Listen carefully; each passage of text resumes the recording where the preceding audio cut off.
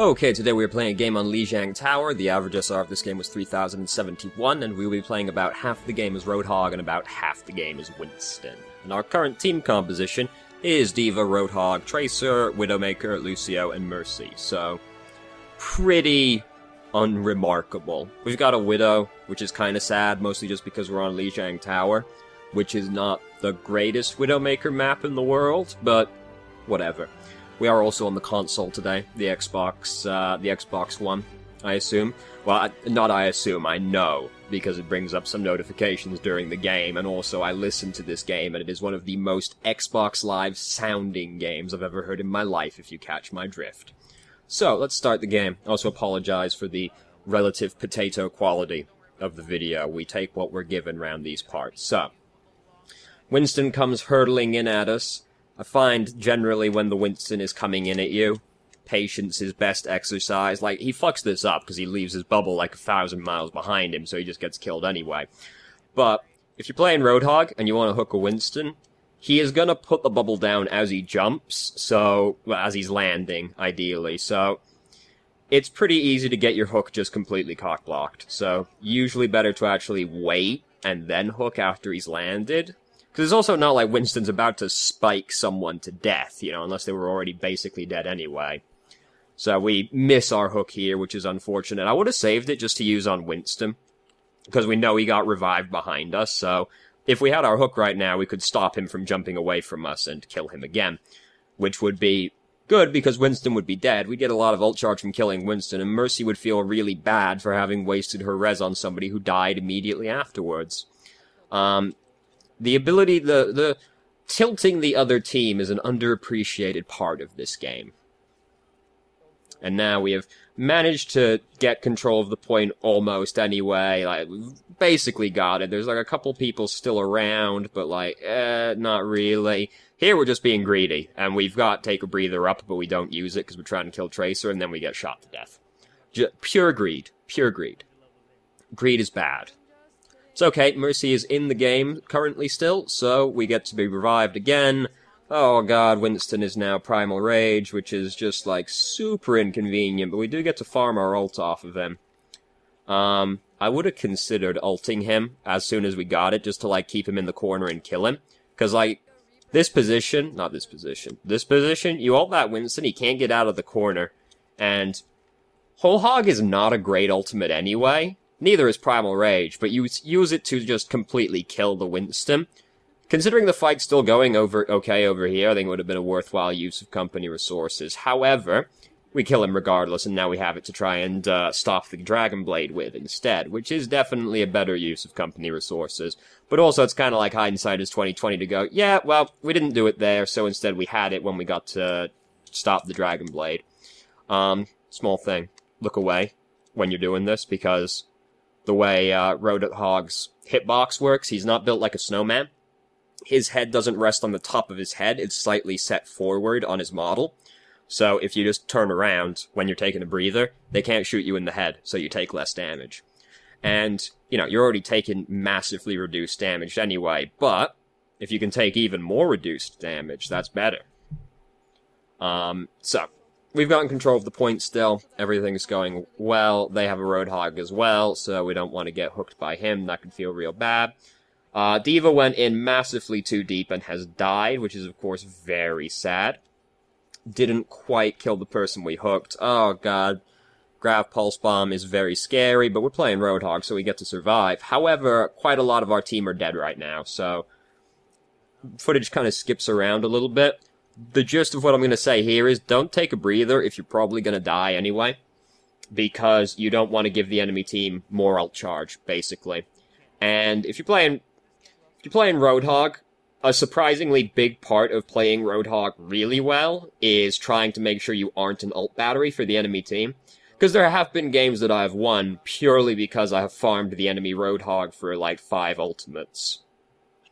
If you're gonna die, don't take a breather, because you're just going to give the enemy team more ult charge. Ultimates are really strong in Overwatch, as it turns out, so best not to give them more than they need. No need to take a breather. Just we heal 6 entire hit points off of Take a Breather. One very excessive use of company resources. So, we are, like, basically off by ourselves right now, as well, which is not really great because Roadhog isn't great as a flanker, seeing as he can't reliably one-shot anyone anymore. Well, he can, but, like, it's a lot harder to do so now. Pro tip, take a step into somebody after you hook them, and you probably still kill them with one shot. Or, like, a one-shot in melee. But we pop out behind their Roadhog and their Mercy. Their Roadhog doesn't hook us after we start using our ult, so we kind of get away with it. Again, we didn't need to take a breather. Not very much was happening, honestly. So it's fairly frivolous use of company resources. Here, a lot of our team are just kind of dead, honestly. So, like, this team fight isn't really going very well for us anyway. We're having a lot of trouble. Like, we haven't really regrouped in quite a while at this point. Because it's kind of just been, like, one really long fight that's just been dragged out over this entire round. And we've never really actually, like, reset to push in again. Here, like, don't take a breather. You're fucking dead. Even if you aren't fucking dead, your team's fucking dead, so you're probably gonna be fucking dead. Just don't give them the extra ult charge. And, like, we should die. Like, straight up, really, but, like, they don't see us skulking in the bushes. So we're actually about to lose the round. I know, we can't really tell right now because of the quality of the video, but, like, we're about to lose. We don't make it back to the checkpoint, the checkpoint in time to actually contest it again. So, very sad. We just never really regrouped. Like, it's just been one long fight that's been taking place over the entire round. So, like, we never really regrouped for, like, an actual fight for quite a while. We were always down a couple of people. And then we were, like, off on the side doing our own thing for a little while as well. We do have gold damage, so we can feel good about that, but we've got bronze eliminations. If you got gold damage, just as like a general thing, in general I wouldn't say not to worry about your stats too much, but if you have gold damage and, like, bronze or less eliminations, you're probably doing something wrong. Because you're doing, like, a lot of damage, but somehow none of it's getting confirmed into a kill, which is a sign that you're probably not spending your damage very wisely. Which is a bit of an odd way to frame it, but you know what I mean. So, now we're on Garden, which is we've got some geometry we can work with as Roadhog. We've got a few pits and such that we can work with. We half killed ourselves on Genji's deflect, which is of course very sad, and now half our team is just dead right now. We've lost Mercy, Diva, and Genji, so we're, like, pretty fucked. Honestly, like, this is the point where you go and throw yourself off the edge. Because your whole team is dead. There's no way you win this fight. And we've lost this fight. No, like, this is the first fight. At the end of that fight, not everybody has ultimates yet.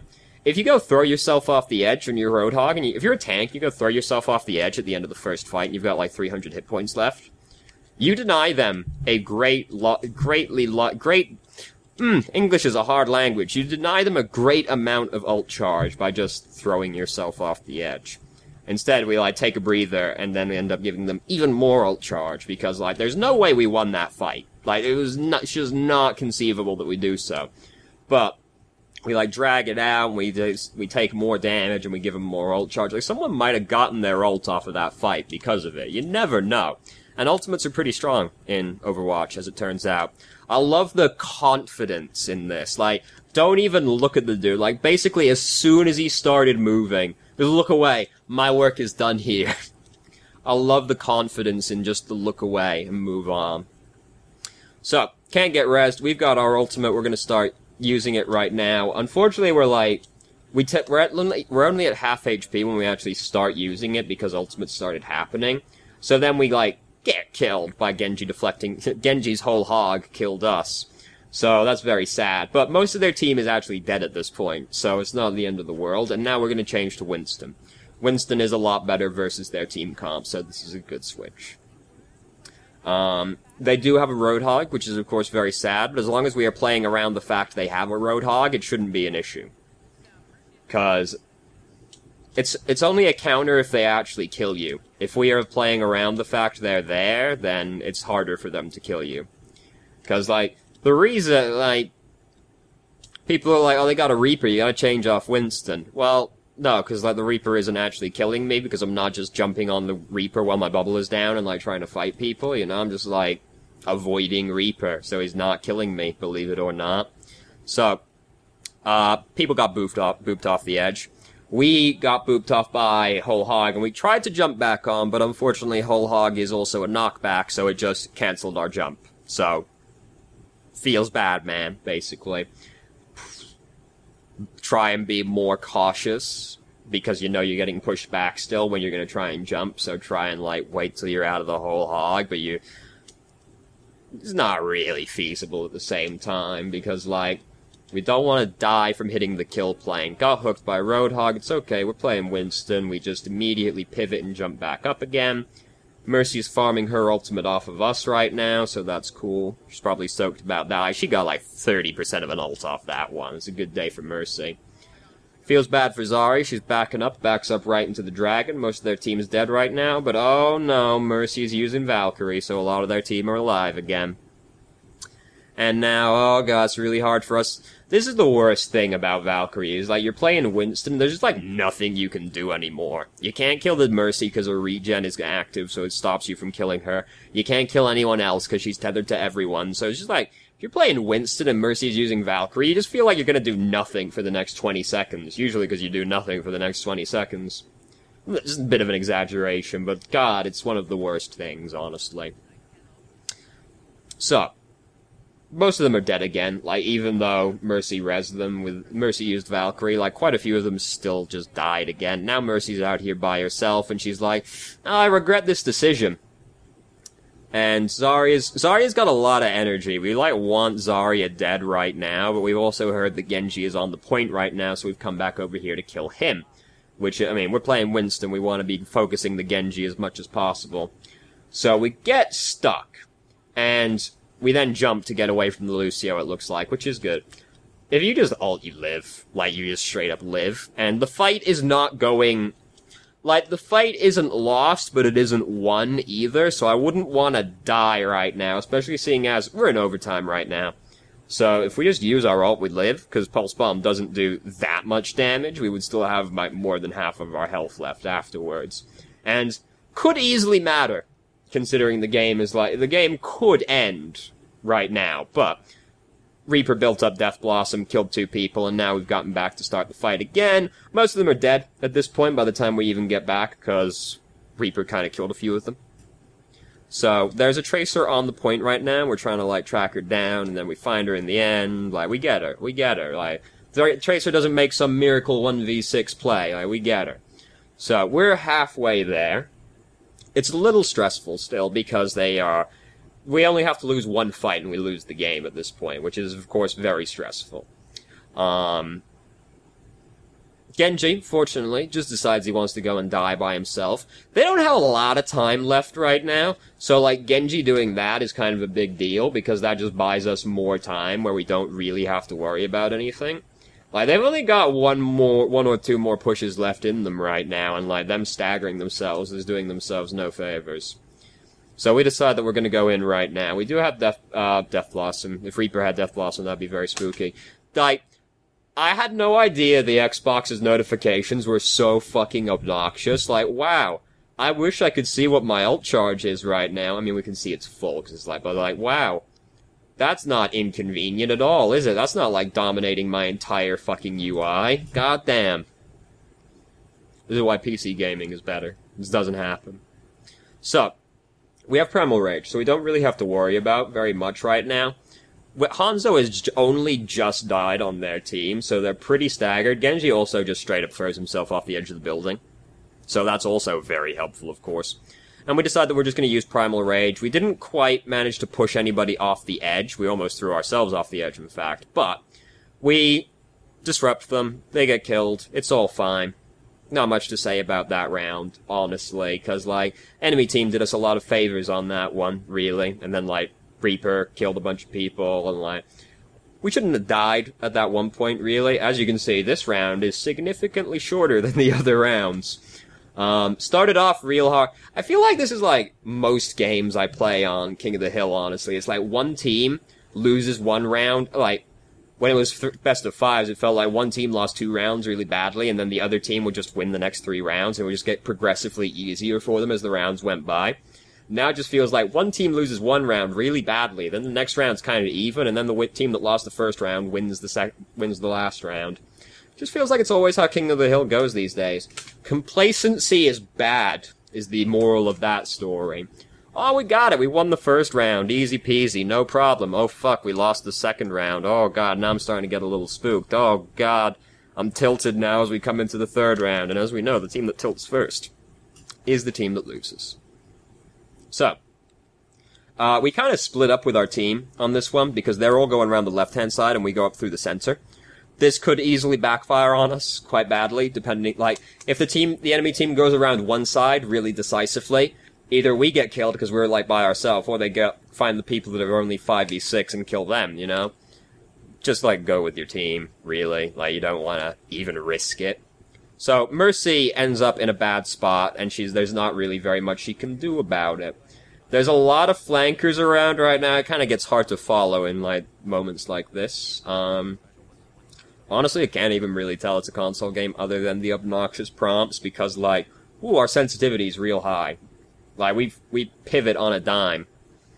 We are playing Winston, so it's not like there's much precise aiming going on either, I suppose. Ooh, we're Roadhog, though, to be fair. So they have a Widowmaker now, we've learned in the kill feed right here. So, Widowmaker, we want to focus their Genji and their Widowmaker real hard. They have a Tracer, so, like, that's kind of there as well. But, like, Winston doesn't counter Tracer as decisively as people think he does. Like, the reason that Winston counters Tracer is because he can zone her off of people. Winston is never gonna kill Tracer 1v1, unless the Tracer really fucks up. Genji and Widowmaker, Winston can kill straight up 1v1, so we want to prioritize Widowmaker and Genji over the Tracer. Just because it's more realistic we kill them than we kill the Tracer. So we get pinned, just kind of out of nowhere, but it's okay, because we're like full HP when it happens, so we can just hop away from them. And the rest of his team is actually dead right now, so we can just kind of come out here and start bullying him to death. Great, awesome.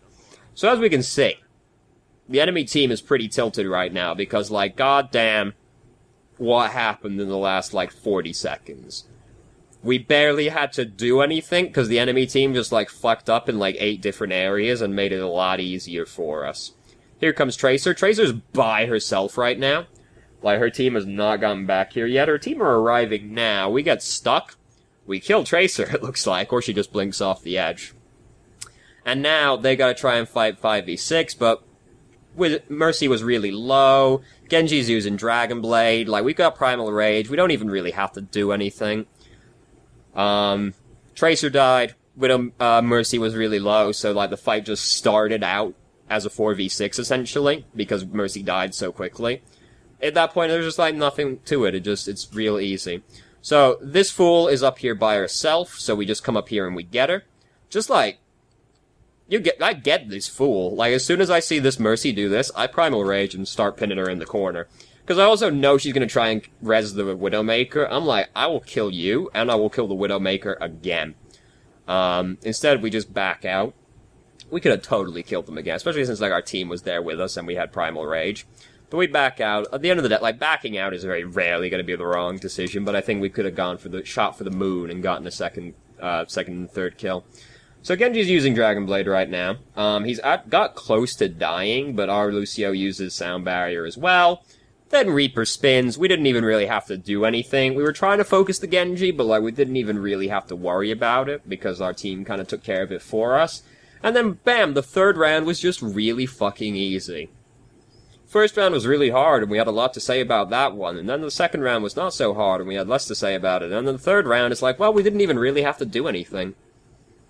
Like, we were there, and we contributed to the fights, and that was all it took, really. So, Hanzo got play of the game. Oh, yeah, look at that. I like how this is on the Xbox, and it can't load any of these models. And if you get it, like, the benefit of a console is supposed to be that you know the game is gonna run well. Look at that right there. So, nothing, like, super huge and recurring stood out in this game. we could have made more of an effort to, like, regroup with our team. We are, like, in a trio as well, so, like, we have more agency over this. Never really thought to bring that up, but yeah, we were in a trio this game as well. Like, there was a lot of, like, grouping issues in the first round that actually led to, like, losing that round, basically. Because, like, we were never actually a full team after the first couple of seconds, so, could have made more of an effort to regroup with our team. Other than that, like, no huge thing really stood out. Mostly, like, smaller things that we kind of talked about as they happen. Which is also kind of how it goes as well. Like, the higher... Like, this is Diamond SR at this point. Like, by the time you get to this point, it's less, like, huge issues. And it's more just, like, smaller, percentage-based things that matter over time, you know? So... Thank you very much for watching if you did. If you have any questions, feel free to ask. I'm more than happy to answer, and I hope you found the video helpful.